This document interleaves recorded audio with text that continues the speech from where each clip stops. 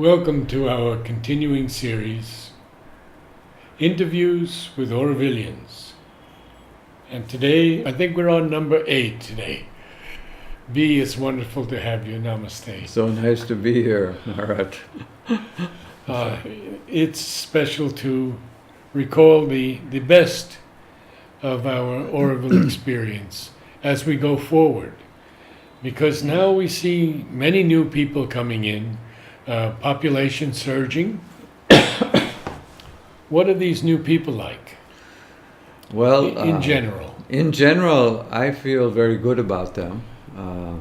I've noticed there's some very sensitive and forward-thinking intellectuals from India coming in, who are not just talkers, but they want to do. And Auroville's a place where we have to do. And they see in Auroville a possibility for the future.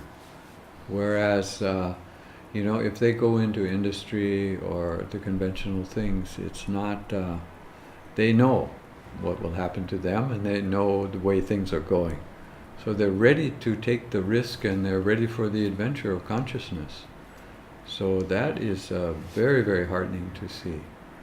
And some of these people have already come and they're already doing good work in Auroville.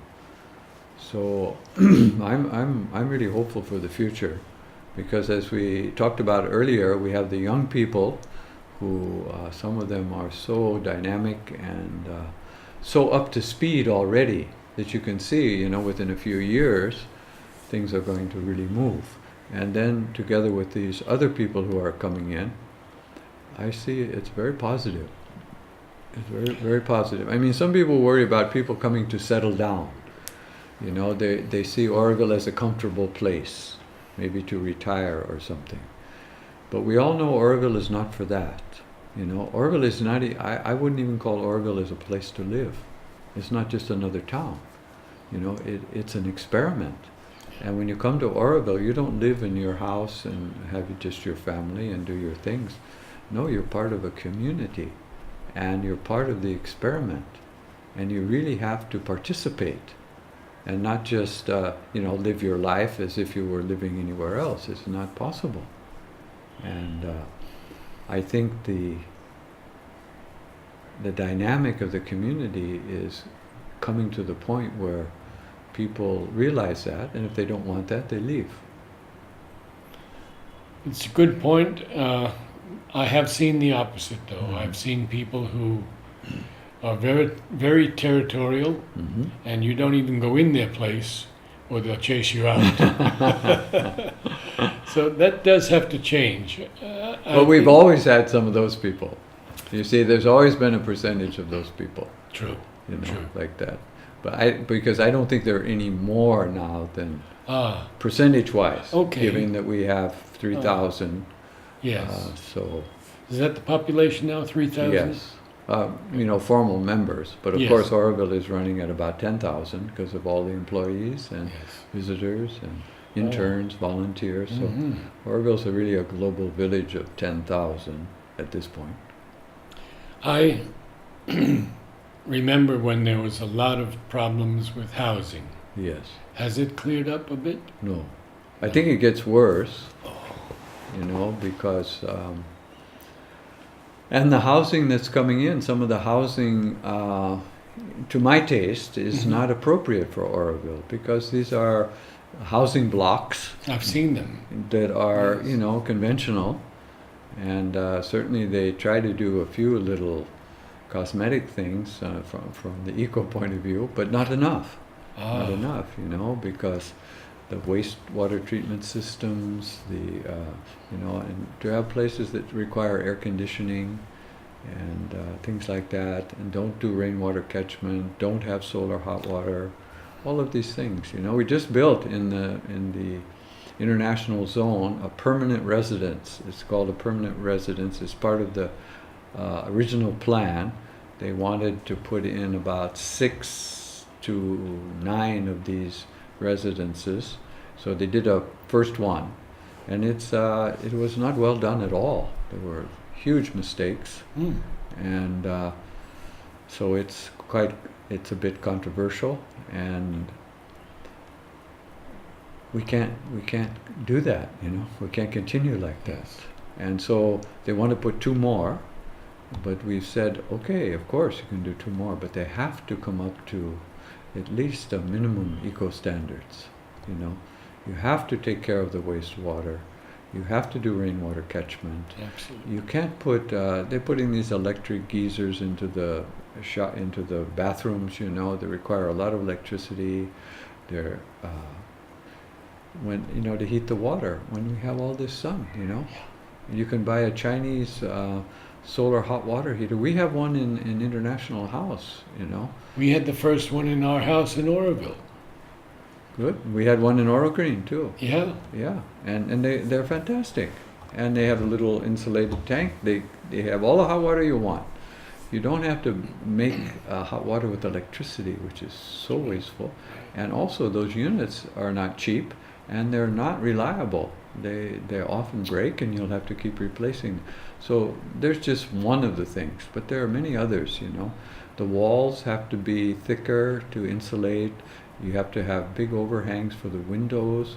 In this building, they put in some windows they put zero overhang, and the rain came in, and then all the floors were sloped in the wrong way. There was a cascade of water going in, just the first small rain going down the steps of the whole place, and the basement was flooded where they wanted to do parking, and so these are unacceptable things. So housing.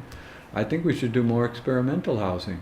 Yes. Now, Sacred Groves was very controversial, but that was because of the the timetable. It went extremely slowly, and they had to put in all their infrastructure, so it was high cost and lots of things. There were other things that happened there, but the concept is very good, and those houses are going to be really something special. We have to go more in that direction.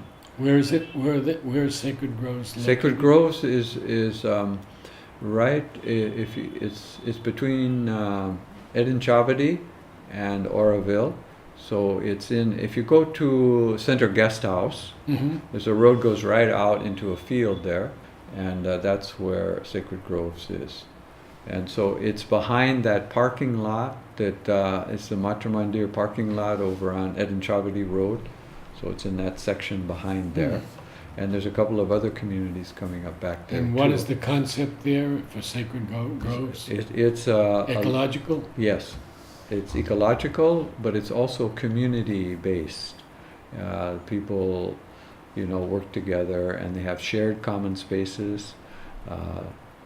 They have a kind of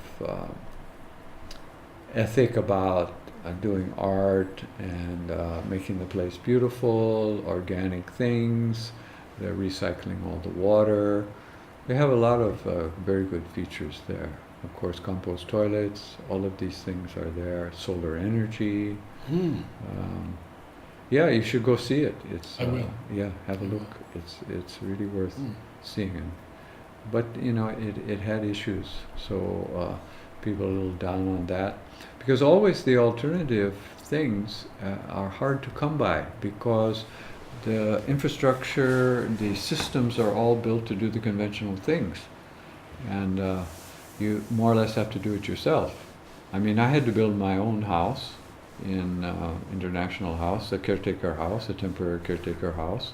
It's built out of recycled material. So people called it the Trash Mahal, and it's a great house. And I just used the things that were around. I had a couple of Caia senegalensis trees in there because they fell down in the cyclone. I used those as pillars to hold up the second floor, and the work tree wood that had all fallen down. We had a lot of excess wood. Then I just used waste rubble for floors. I used some rejected earth blocks for the walls, a lot of bottles. I even used stuff that was going into landfill, the styrofoam and things, put it in the floor, put it in, and like videotapes. They were throwing all these videotapes, the big cassette tapes, Oh. You take 3 of them and you got a brick. So I made my bathroom out of those, using those as bricks, just to show that ultimately we can do zero waste in Aurobindo, because everything that's going into landfill, and we're doing 30% of our waste into landfill, 30%, and it's shameful, and we shouldn't be doing that. If we're the city the earth needs and all that, we have to get to zero waste, and we can, because everything that's going into landfill can be crunched into a brick or baled in some way to be used in construction, in foundations or whatever. Styrofoam already we were able to get out of the waste stream, because styrofoam, you know, the thermocol polystyrene, is so poisonous, and it floats, of course, it goes into the sea, fish eat it, they die. That polystyrene can all go into cement. It bonds really well with the cement, it makes the cement lighter, and it gives it a higher thermal insulation. Oh. So it's a upcycling. Yes. And you get the material practically for free. So why bring in all these stones, you know, the blue metal granite stones that have to be mined and transported at high cost? When you have this free stuff, you can put that all in the cement. So we did it. We did a lot of that. And those are things that we're trying now. I'm also involved with the Zero Waste Auroville, and we've started a new group called Waste Free Auroville, which is a coalition of all the waste groups in Auroville, because we have Wasteless that does education, we have what's the other one? Waste Without Borders. There are 3 or 4 other organizations that are all working together now, because we used to have a solid waste management task force, and that sort of dissolved. So now we bring all these together, EcoPro and all of these different groups. What about plastics? Plastic bags, have they been banned in Auroville yet? Well, plastic bags have been banned in Tamil Nadu by law. So I heard. So, but there's still, you know, that law, I don't know. But plastic bags, you know, are very valuable. They can be used for stuffing in cushions. They can be used for so many things. You can heat them. They turn into a liquid. You add sand to it. You make a brick. All sorts of things. Plastic can all be recycled. But the problem, what happens in Auroville, is that people mix it with other waste. They put their greasy pickle in, and then they put a sanitary napkin and some cigarette butts, and they send it to Eco-Service. Nobody can touch it. See, you can't sort it. You can't. Yes. So it just goes into the landfill. So yeah, the other day I was at Eco-Service, and the lady is sorting the stuff. So she's throwing. She takes the toothpaste tube, takes the top off. It's solid plastic. She throws it in the plastic, but the tube, with still some toothpaste in, of course, she throws it in the landfill pile. But that landfill pile, I'm sorting through it. There's some bits of rope. There's a couple of pieces of cloth. There's just little junk. All of that, so many ways can be made into construction bricks. They have these presses now that you just throw the stuff in. It heats it up. All the plastic melts. You've got a solid, beautiful block. All those little stones or whatever junk is in there. You don't have to sort it anymore. You don't have to do anything, and you get a very nice brick. And if you don't have the hand press, and we even did with Satprem's Oram, the thing they make the earth blocks. We put 1/3 waste with 2/3 of the earth, and we made nice blocks. And they were all. We did this back when we had the litter-free Auroville. We made a whole demonstration of these, put all kinds of waste in the waste blocks. They all came fine. The problem was then the workers would not do it. They would not add the waste to the thing because they didn't want to mess with the waste. The workers, making the blocks. If they were, all volunteers or something, or if we were doing our own, you could do it. Yeah. And it works perfectly fine. So and the bricks are fine. long-lasting? Yeah, bricks are fine. As no good issue. as concrete brick or cement brick? Well, no, they're not as good. Concrete brick is another story, of course. But an earth brick has 5% cement in it already. Okay. So it's permanent. It'll last forever. It will last forever. I mean, gradually the patina on it starts to fade, from the weather. But it starts to look better, little rocks. See, you can look at the visitor center. Visitor center we built from CSR using the earth blocks, the first earth blocks. Now that visitor center is already 20 years old or Yeah. something. I've seen it.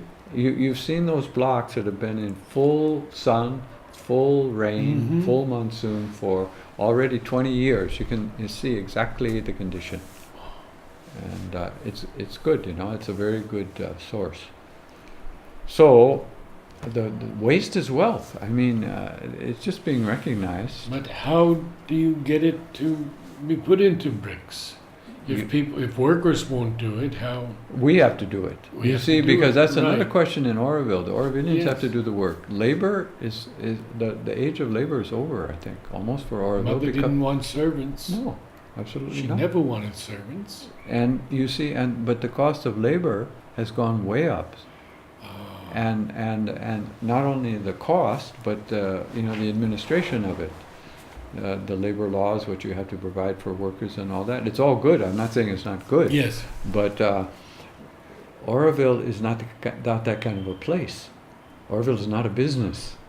You see, Auroville is a kind of living dynamic in which we have to understand how we do these things together, and we recycle everything. And also we have to reduce a bit. We can't live a high consumption lifestyle. And we have to eat our local food. You know? I mean, people want their potatoes and their broccoli and all that stuff that has to come from somewhere else, transported and all of that. And we've got all our brinjals and ladyfingers and all that stuff here that a lot of people do not eat. Oh. So I mean, you see, all these things are intertwined. Absolutely. Yeah, yes. you know, the Yes. house you live in, the food you eat, how, you know, all of these things are part of the whole level of consciousness. How do you get it done then? You just do it. You just do it. We're doing experiments. I was just over in Eco-Service. Palani is working there. He's doing some... Palani. Palani? Yes, I don't I know if it's know the Palani you know? Mukher. Palani Mukher. There are a lot of Palanis. I don't know. Oh, Several. maybe, no, this man is a little older, I think. Yeah, I think so. This is a young Yeah. guy. Uh-huh. This is a young guy. But he you know, he just mixed thermocol, you know, the polystyrene and sand with a little cement, and he made some beautiful panels, big thick panels, that can be used as walls. And he has a bottle wall also. See, you have these bottles. These bottles make nice walls. Beautiful glass windows you can make out of bottles. They have an upcycling shop now in the visitor center. You can see a beautiful window there made out of glass bottles, and the building itself is made out of earth blocks, and they have a lot of jewelry and things in there that you can use. And one thing in there that I really like, they have this waste kind of, it's a sort of PVC banner stuff. You know, they make these big banners all the time, so what do they do with the banner afterward, you know? So you make this cushion out of it. It's empty. It's got a pocket on the side. So you take it home, and then when you get your plastic bag, you know, with your peanuts in it or whatever, you know, you clean it and you stick it in the thing. I've got one of those in my house. I've been sticking stuff in it for a year. It's still not full. And you sit on it, and you know, it all crunches down. Just keep putting the plastic in, you know. Don't usually eat chips, but you get a chips wrapper or those cookie wrappers, you know, those low-density plastics. Mm-hmm. Just stuff them all in. Makes perfect for the thing. And so if everybody had a couple of those cushions in their house, then the waste level would go way down. Yeah. All of these things can be done. And then there's a perfect solution for all the sanitary napkins and everything, because they have this EcoFem. They have the Moon Cup, which is a permanent solution, and then you have the washable pads that you just wash and keep reusing. I mean, that whole thing, already that's spread all over India. Has it? Yeah, they're doing fantastic Oh. work. And not just EcoFem, but of course other organizations are doing it also.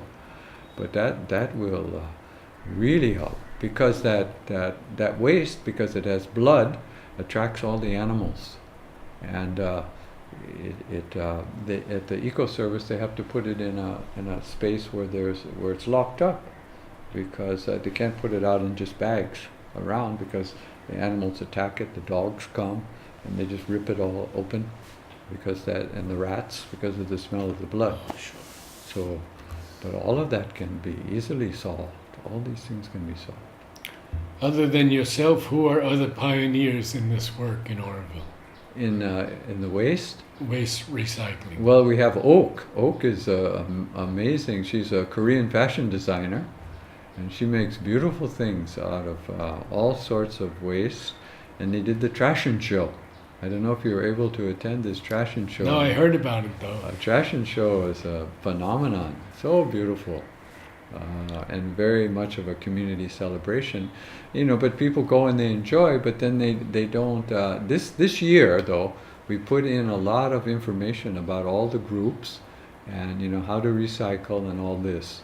So it take it not just a totally entertainment situation, but actual, educational experience. So it was much better this year. And everybody loved it. It had 2 nights, totally overflowing crowds. So it gets bigger every year. But she has done pioneer work. She's the one who made these hats. I have one of those hats. I didn't wear it today. Out of the audio cassette tape, where you crochet the audio cassette tape, because audio cassette tape was all going in landfill, and we had a huge amount because the library went electronic. Nobody's using audio tape anymore. So all that audio tape just goes into landfill, and videotape. And so she But it takes was all all put into electronic media before it was thrown out.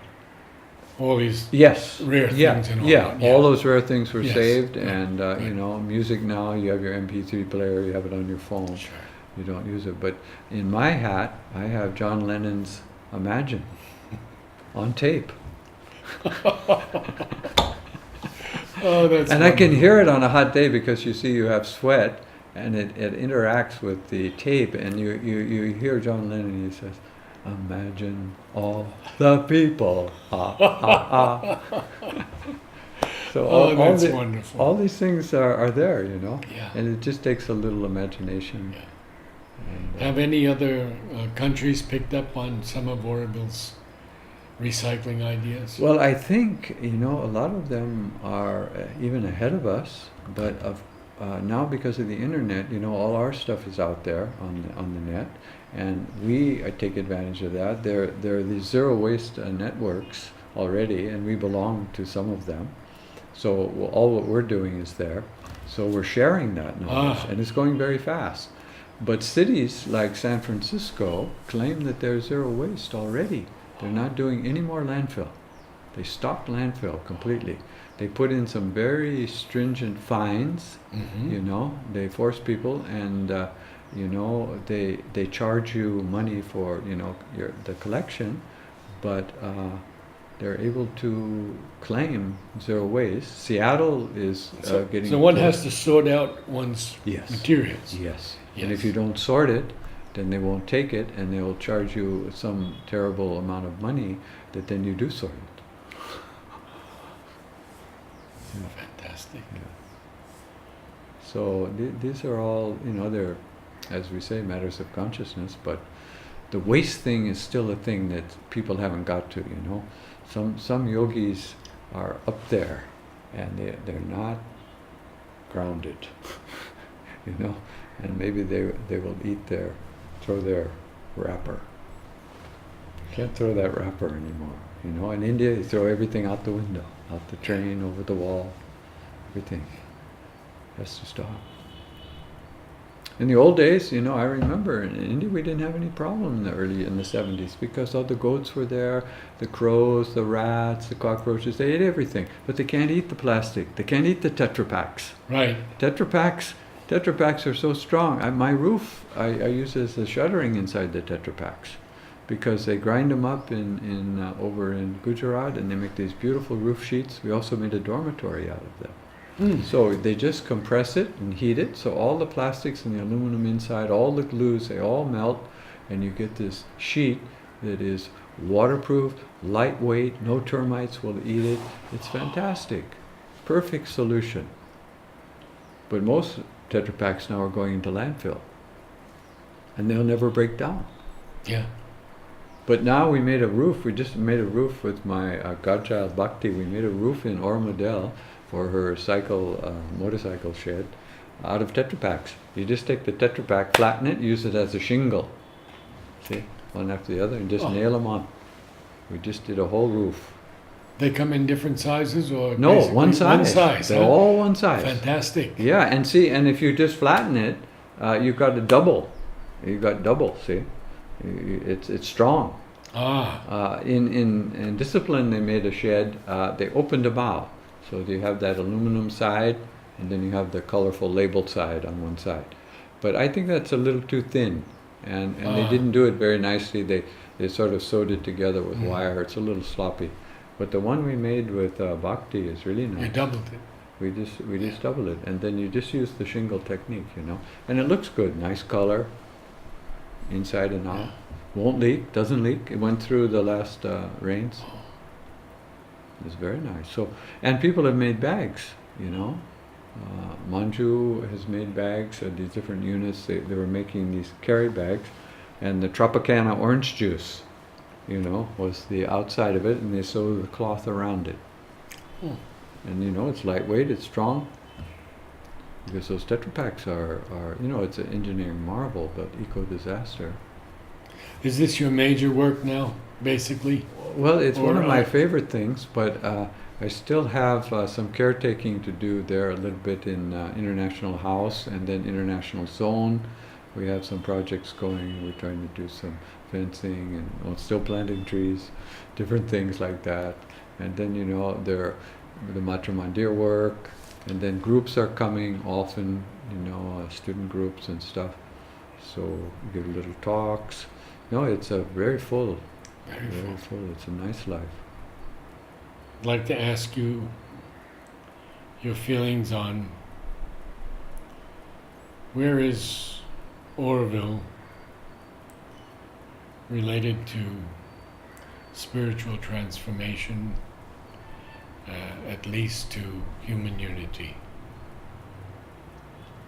Tough question. Well, it's on the way. We can't, those are things that are very, very hard to quantify. Yes. But I don't know, I feel it's happening. I see it happening. Especially where I notice it is in the international zone work. Because we have all these people from different countries. You know, in Aurobindo we have people from 56 countries. So we're trying to organize this zone and build some pavilions and some clusters and different things. So the Asians now, for example, have grouped together, and you have the Taiwanese with the Chinese, with the Tibetans, with the Japanese, you know, all working together. They have some issues, but they're working on it. And the Koreans are very strong there. Koreans are doing a lot of work. So you see how these people mesh, and then how they mesh with other groups. It's of course incremental, slow. And this is what I've heard also. Yeah, it's very slow, and you know, you have what seems like a breakthrough, and then you have what seems like a setback. But people are very aware of it, and Unity Pavilion, you know, has done a lot of work.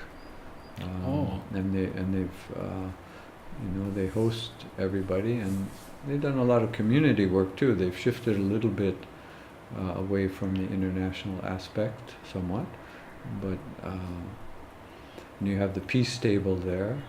You have that energy, you know, Nakashima's table. Yes. This is the Asian table is here. There's some energy around that. Savitri Bhavan is all part of the international zone. Visitor center, all these things are not separate. That's what we tend to think, you know, people doing some things in this corner and this corner. Not really. Even if they don't maybe overtly collaborate very much, they still feel the dynamic of the oneness. And when something happens, you know, they pull together, and we have these events from time to time that are very, very nice, and you really feel it. You're there at the event, and you feel that something's happening. Something.